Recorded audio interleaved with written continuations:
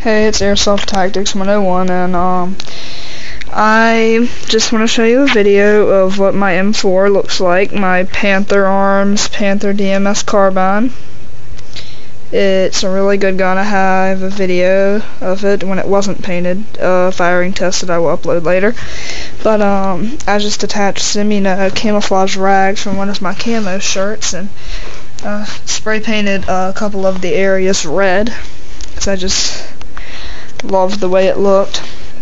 And everything still works fine. I did a whole firing demo with it after I was done painting it, and I think that it looks fairly well. I just wanted one of my guns to look very exotic, so yeah, that was just a brief video of my gun after it was painted.